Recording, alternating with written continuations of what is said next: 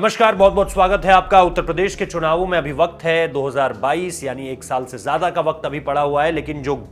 एक तरह से घेराबंदी है वो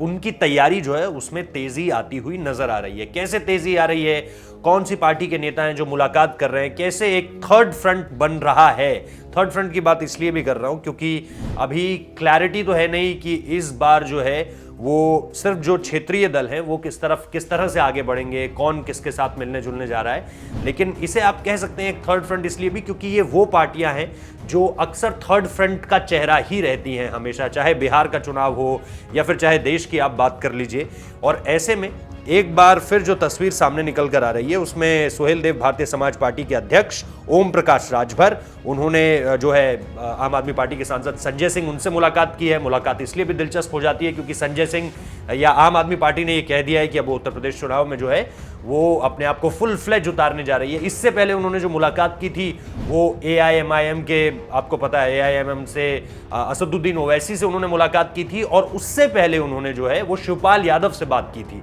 तो ये जो तीन बड़े चेहरे हैं जो कि उत्तर प्रदेश के राजनीति में एंट्री चाहते हैं 2022 में, और ये जो एंट्री होगी ये एक्टिव पॉलिटिकल एंट्री होगी, यानी एक्टिव राजनीतिक एंट्री होगी।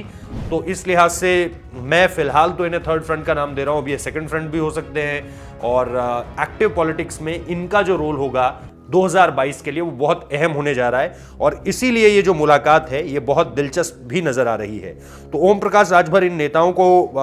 भागीदारी से संकल्प मोर्चे के बैनर तले एक कर यूपी के विधानसभा चुनाव में उतारने की तैयारी कर रहे हैं। मैं आपको बता दूं कि लखनऊ में शुक्रवार रात को ओम प्रकाश राजभर और आप सांसद संजय सिंह के बीच जो है वो जो मुलाकात काफी देर तक हुई, काफी चर्चा हुई इन सारी बातों के बीच। और उसके बाद हालांकि अभी ऐसा कुछ बात सामने निकल कर तो नहीं आई है मीडिया में कि ये 2022 को लेकर के बातचीत थी या ऐसी कोई बातचीत थी जिसमें थर्ड फ्रंट को लेकर बात की जा रही है। लेकिन राजनीति में इशारे कई बार काफी होते हैं, और इसीलिए ये एक बड़ा इशारा है कि आने वाले समय में आप देखेंगे कि कैसे ये जो अलग अलग पार्टियां हैं ये यूपी में बीजेपी को हराने के लिए एक साथ आ सकती हैं, वरना तो एक एक करके अगर लड़ेंगे तो फिर जीतना बहुत ज्यादा मुश्किल है, फिर चाहे वो आम आदमी पार्टी ही क्यों ना हो। क्योंकि मैं बीते वीडियोस में भी आपको बता चुका हूं कि दिल्ली की राजनीति अलग है, दिल्ली में जीत हासिल करना अलग है। निश्चित तौर पर वो एक बड़ा अचीवमेंट है, उसको कोई नहीं नकार रहा, वहां पे भी आपने बीजेपी को हराया है, इस बात से भी किसी को गुरेज नहीं है कहने से। लेकिन उत्तर प्रदेश की राजनीति बिल्कुल अलग है, और अगर आप ये सोच रहे हैं कि आपने दिल्ली में बड़ी जीत हासिल कर ली है तो यूपी में भी वही होगा, ऐसा बिल्कुल भी नहीं है। तो इसीलिए शायद ये जो छोटे छोटे दल हैं, हालांकि आम आदमी पार्टी का चेहरा इनमें सबसे बड़ा इसलिए अभी है क्योंकि उनके पास राजधानी में एक सरकार है और उस सरकार का मुख्यमंत्री उनका अपना है, और अपना होने के बाद लीड भी बहुत गजब की है, मतलब ऐसा नहीं है कि किसी तरह से तोड़ा जा सकता है उसे। तो फिलहाल ये देखना बहुत दिलचस्प होगा कि यूपी के लिए ये तीनों पार्टियां फिलहाल अभी जो तीन चेहरे नजर आ रहे हैं ये किस तरह से आगे बढ़ते हैं। बहुत बहुत शुक्रिया इस वीडियो को देखने के लिए।